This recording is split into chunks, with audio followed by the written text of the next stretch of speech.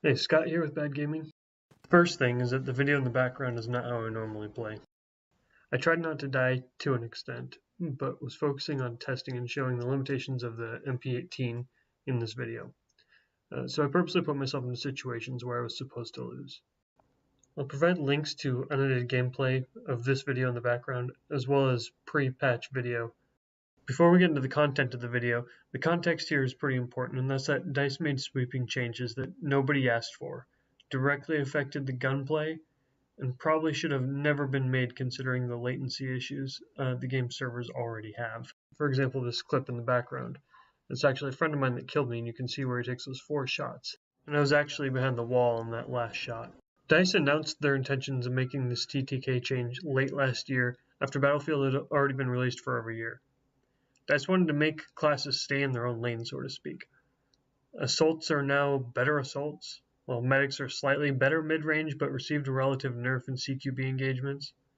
Supports have been nerfed CQB due to increased ADS time, but also buffed at medium range, and scouts are exactly the same, making them nerfed relatively since they're the only unchanged class. DICE buffed assaults by reducing the BTK, or bullets to kill, by 20%. So for most assault weapons, SMGs, it would take 5, now it takes 4. The intent was to make skilled players more effective and less skilled players more thoughtful about how they play. Players who are skilled at flanking are supposed to be able to kill more enemies on a flank, and less accurate players are supposed to be punished for being less accurate. But these changes don't have the desired effects, and the rounds that I've played post-patch support what I'm saying. First, lower BTK always results in less accurate players becoming more powerful than they were before the decrease. Less bullets needed means less shots needed on target, reducing the usefulness of skills such as tracking, shot placement, movement, and even positioning. There are actually even more problems with this in terms of flanking, because the whole idea was that you could get a flank on the enemy team and kill 3, 4, maybe 5 people before you're even noticed. That's not really the case because it's not time that gets you noticed on the enemy side. It's, noise or the enemy having a visual on you. So flanking is unaffected by this patch. If you were effective flanker before, you're just as effective now. If you were ineffective, you're just as ineffective now. So instead of someone being more powerful on flanks, they're actually more vulnerable. Not weaker, just more vulnerable. Other unintended effects should have been obvious to devs pre-patch. There's just as much, if not less, variety in weapons used, and players are a little bit more campy than they were before.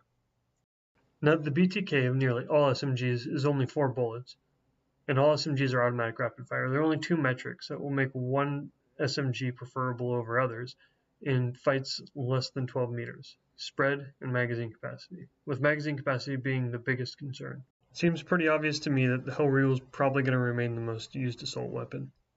As of right now, the average use pre and post patch varies between 47.5 and 51%, with a neutral to slight positive trend. Lower TTK causes players to play more defensively. Now, there's nothing wrong with defensive play, but when players become too afraid to make offensive movements, then it becomes a game of who got to the objective first.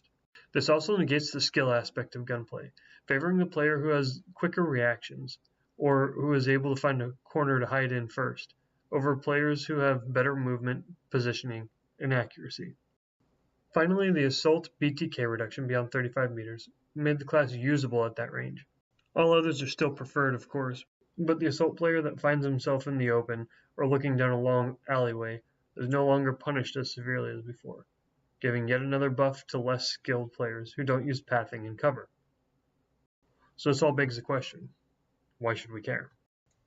So that really depends on DICE's true motivations behind making these changes.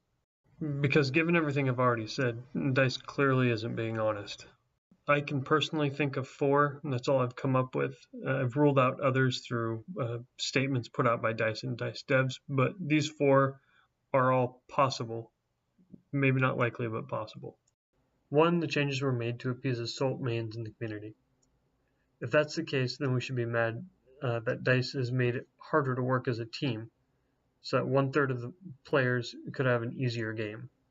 because essentially if it's easier for assaults, then it's harder to make sure that you have medics on the objective healing those assaults, reviving those assaults. 2. DICE did this in an effort to improve incursions. I think this one is least likely because incursions is nearly a standalone and can be changed without affecting the base game. However, if this is the reason why, then we should be mad at DICE. Mad that DICE changed the game to appease an 2. DICE did this in an effort to improve incursions. I think this one is least likely because incursions is nearly a standalone and can be changed without affecting the base game. However, if this is the reason why, then we should be mad at DICE. Mad that DICE changed the game to appease an even smaller player base than the first reason, because currently Incursions is only available to PC players, and there's far less PC players than there are console players. The third possibility is that DICE did this in an effort to make the game more fresh or interesting, and honestly, that would piss me off more than any other reason, because that's what DLC is for. That's what the content that wasn't at release was for, that we pay extra. And they're going to make this change that is largely just changing it into a different game that we didn't pay for. I mean, there are several changes that people have been suggesting pretty much since the first DLC came out, which is like adding more gadgets. And I know they did for the Infiltrator, but that's not the same as adding it to a class, you know. And they haven't added any gadgets since the crossbow launcher. Or maybe fix the broken scorekeeping in Conquest mode, you know, where score is kept differently in Conquest and Battlefield 1 than it has been in any other Battlefield. Or adding front lines to different maps and more maps, and not just a handful of vanilla ones and they shall not pass maps. You know, front lines can go fantastic on a bunch of other maps. 4. As a test for Battlefield 2018.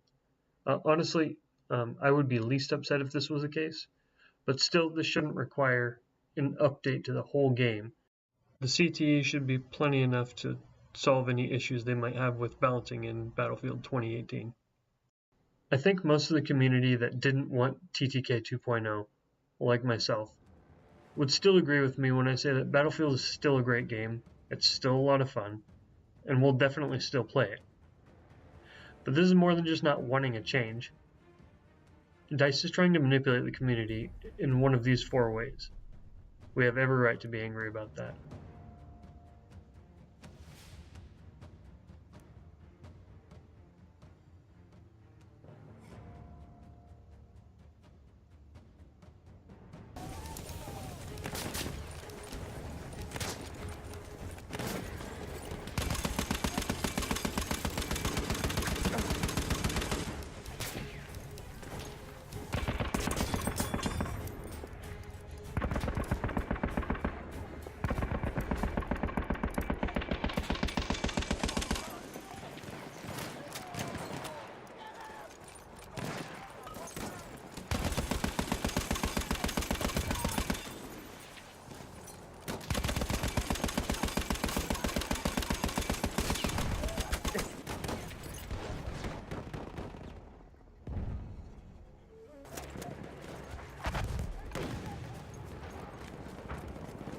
Conquistiamo subito l'obiettivo!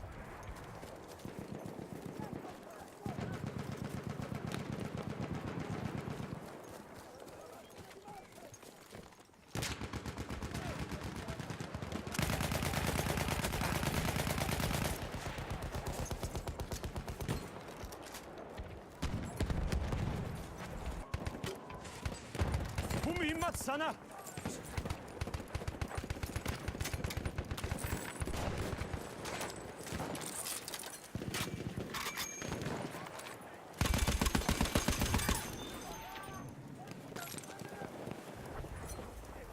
Mühimmat al.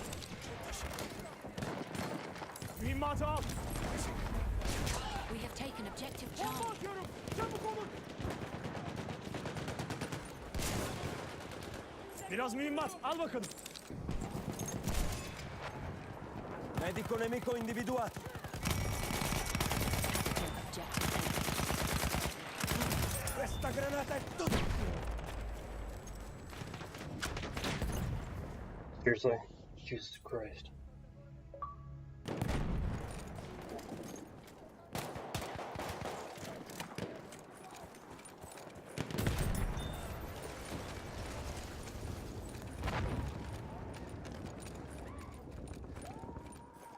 Şu mühimmat senin.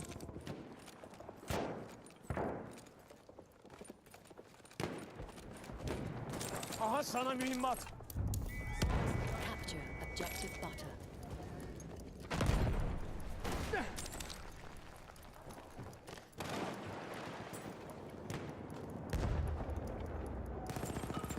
Şu mühimmatı al.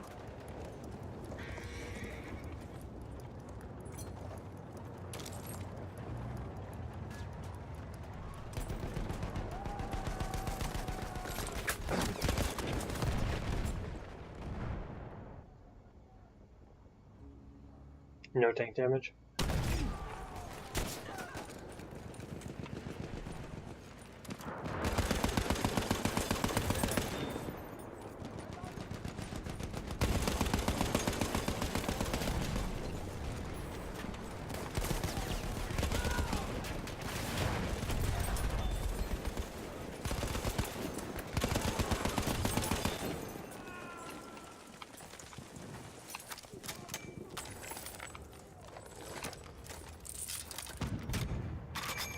Biraz mühimmat. Al bakalım. Hedefi zapt etmemiz lazım.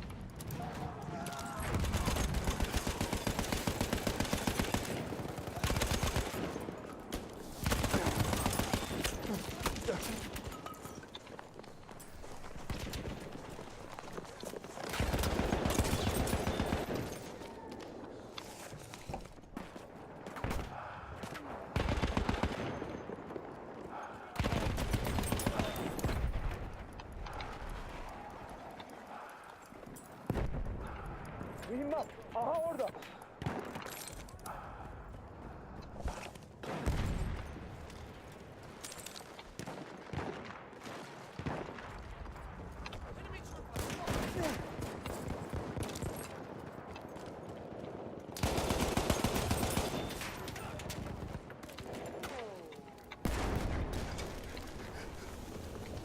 Biraz mühimmat. Al bakalım.